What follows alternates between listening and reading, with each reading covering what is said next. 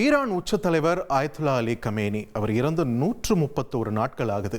அவர் இறந்தது பிப்ரவரி 28, 2026. ஆனால் ஜூலை 9, 2026 ஆன இன்று தான் அவருடைய உடலானது நல்லடக்கம் செய்யப்பட்டிருக்கிறது. ஏன் இந்த தாமதம், என்ன நடந்துகிட்டு இருக்கு அப்படின்ற ஒரு கேள்வியும் இங்கு எழுறத தவிர்க்க முடியல.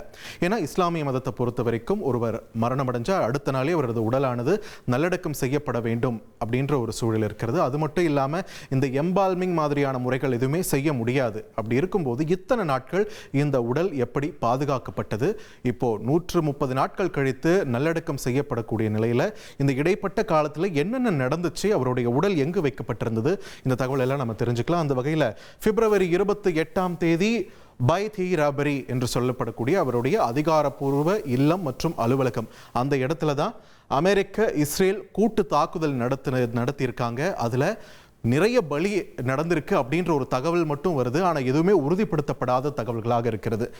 தொடர்ந்து அடுத்த நாள் மார்ச் 1ஆம் தேதி உறுதி செய்யப்பட்டது காமேனி அவர்களுடைய மரணம். ஆனால் அவர் மட்டும் இறக்கல, பல்வேறு முக்கிய அமைச்சர்கள், அதிகாரிகள், கூடவே காமேனி அவர்களுடைய மகள், மருமகள், பேத்தி, இவங்க எல்லாருமே பலியாகினாங்க அப்படின்ற ஒரு அதிர்ச்சிகர செய்தியும் அப்பொழுது வெளியாச்சு. ஸோ கமேனி அவர்களுடைய இறுதிச் சடங்கு உடனே நடைபெறுமா? ஏன்னா சுற்றி அமெரிக்கா மற்றும் இஸ்ரேலோட பார்வைகள், இந்த ஸ்பை கேமராஸ் எல்லாமே அவங்கள சுற்றி தான் இருக்கு.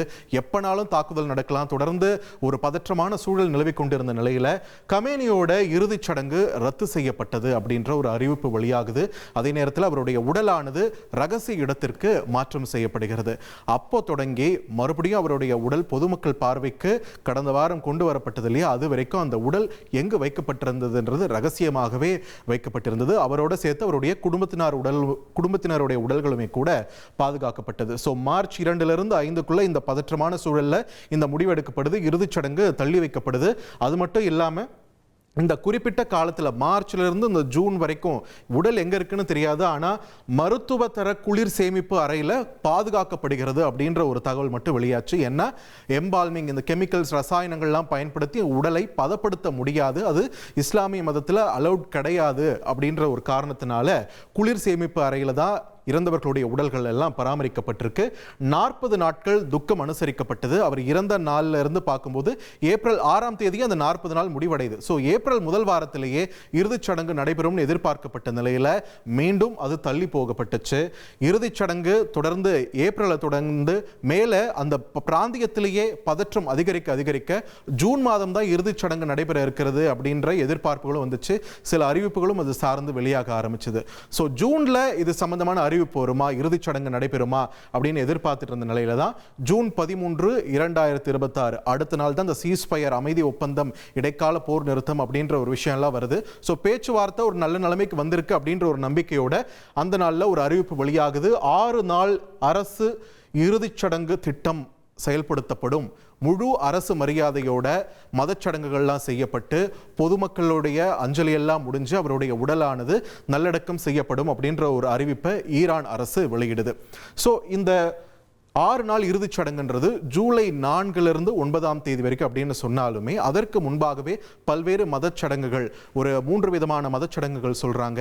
அவர் தேவதாரு அந்த திரவியம் கலந்த அந்த நீர், அதுக்கப்புறம் கற்பூரம் கலந்த நீர், அதன் பிறகு தூய்மை நீர், இதெல்லாம் அவர் குளிப்பாட்டி அதன் பிறகு அவருடைய உடல்ல பல்வேறு இடங்கள்ல, நெற்றியில, அதுக்கப்புறம் உள்ளங்கையில, அதுக்கப்புறம் கால் விரல்கள்ல, இந்த முட்டியில இங்கெல்லாம் கற்பூரம் வச்சு சில சடங்குகள் செய்யப்பட்டிருக்கு. அதன் பிறகு அந்த ஷியா பிரிவு மதச்சடங்கு, அவர் முகமது நபிகளுடைய அந்த சந்ததியைச் சேர்ந்தவர் அப்படின்றதுனால அதுக்குன்னு ஒரு சர்டைன் மதச்சடங்குகள் பின்பற்றப்படுது. வெள்ளை துணியால் அவரது உடலானது சுற்றப்பட்டு அவர் முகமது நபிகளோட சந்ததியினர் அப்படின்றத குறிக்கும் விதமாக ஒரு கருப்பு தலைப்பாகையும் அந்த கண்ணாடி பேழையின் மீது அவரோட உடல் வைக்கப்பட்டு அது மேலே வைக்கப்பட்டுச்சு. அவருடைய ஈரான் நாட்டு தேசிய கொடி கொண்டு அந்த பேழை மறைக்கப்பட்டு அதன் மேலே அந்த கருப்பு டர்பனும் வைக்கப்பட்டது. ஸோ இந்த 6 நாள் இறுதிச் சடங்குக்கு முன்பாகவே ஜூலை 3ஆம் தேதியே பல்வேறு வெளிநாட்டு பிரதிநிதிகளும் இந்திய பிரதிநிதிகள் உட்பட அவருடைய உடலுக்கு இறுதி அஞ்சலியை செலுத்தினாங்க. தொடர்ந்து ஜூலை 4ஆம் தேதி அங்கே ஈரானில் தலைநகரில் இருக்கக்கூடிய கிராண்ட் முசல்லா மசூதி வளாகத்தில் கண்ணாடி பேழையில் கமேனி அவர்களுடைய உடல் வைக்கப்பட்டு பொதுமக்களின் அஞ்சலிக்காக வைக்கப்பட்டது. லட்சக்கணக்கான மக்கள் கமேனி அவர்களுக்கு தங்களுடைய இறுதி மரியாதை செலுத்துவது செலுத்துவதற்காக கண்ணீரும் கம்பளையுமாக திரண்டிருந்த காட்சிகளையும் நம்மால பார்க்க முடிந்தது. இதே சூழல் தான் 5ஆம் தேதியும் தொடர்ந்தது. பொதுமக்கள் தொடர்ந்து அஞ்சலி செலுத்தினாங்க. கூட்டு பிரார்த்தனைகள் நடைபெற்றன. மதச் சடங்குகள் அங்க தெஹ்ரானில் இருக்கக்கூடிய இந்த கிராண்ட் முசல்லா மசூதி வளாகத்தில் நடைபெற்றது. தொடர்ந்து ஜூலை 6ஆம் தேதி தலைநகர் தெஹ்ரான்ல 10 கிலோமீட்டர் தூரத்திற்கான பிரம்மாண்டமான இறுதி ஊர்வலம் நடைபெற்றது. சுமார் 12 மணி நேரம் நீடித்த இந்த இறுதி ஊர்வலத்திலையும் லட்சக்கணக்கான ஈரானியர்கள் கண்ணீருடன் கலந்து கொண்டு தங்களுடைய உச்ச தலைவருக்கான இறுதி மரியாதையை செலுத்தின காட்சிகளையும் பார்த்தோம். தொடர்ந்து ஜூலை 7ஆம் தேதி ஷியா பிரிவு முஸ்லிம்களுடைய புனித நகராக கருதப்படும் கோப் நகரில் 2ஆம் கட்ட இறுதி ஊர்வலம் நடத்தப்பட்டது. அங்கு அந்த ஊருக்கு தெஹ்ரான்ல இருந்து கோம்க்கு கொண்டு செல்லப்பட்டு அங்கு சில மதச்சடங்குகள் செய்யப்பட்டன. அங்கு ஒரு இறுதி ஊர்வலமானதும் நடத்தப்பட்டது.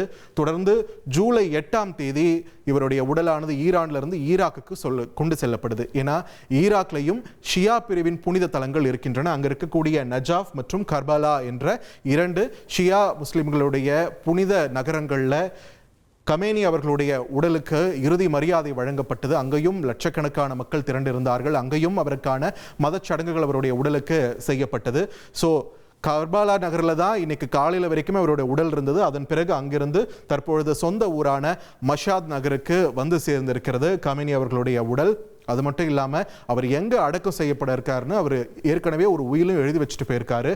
அவருடைய ஆசை என்னன்னா தன்னுடைய சொந்த ஊரான மஷாத் நகரில் இருக்கக்கூடிய இமாம் ரஸா தர்கா, இந்த மஷாத் நகரில் இருக்கக்கூடிய இந்த தர்காவில் தான் தன்னுடைய உடல் புதைக்கப்பட வேண்டும் அப்படின்ட்டு சொல்லியிருக்காரு. ஸோ அங்கே இப்போ இந்த ஷ்ரைனை நோக்கி, இந்த தர்காவை நோக்கி தான் ஒரு பெரும் கூட்டமானது அவருடைய ஃபாலோவர்ஸ் எல்லாம் திரண்டு வந்துட்டு இருக்காங்க.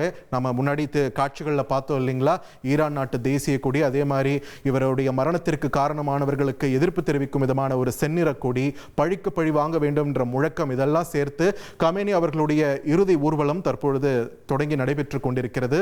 இந்த இறுதி பயணமானது இன்னும் சற்று நேரத்தில் முடிவடைய இருக்கிறது. இன்னும் கொஞ்ச நேரத்தில் அவருடைய உடலானது நல்லடக்கம் செய்யப்பட இருக்கிறது. உலகின் ஒட்டுமொத்த பார்வையும் தற்பொழுது மஷாத் நகரத்தை நோக்கி திரும்பி இருக்கிறது. இனி செல்லும் இடமெல்லாம் செய்தி. தந்தி டிவியின் வாட்ஸ்அப் சேனலை ஃபாலோ பண்ணினா செல்ல இருக்கும் இடமெல்லாம் செய்தி. இதோ QR கோட் இப்பவே ஸ்கேன் பண்ணுங்க, ஃபாலோ பண்ணுங்க.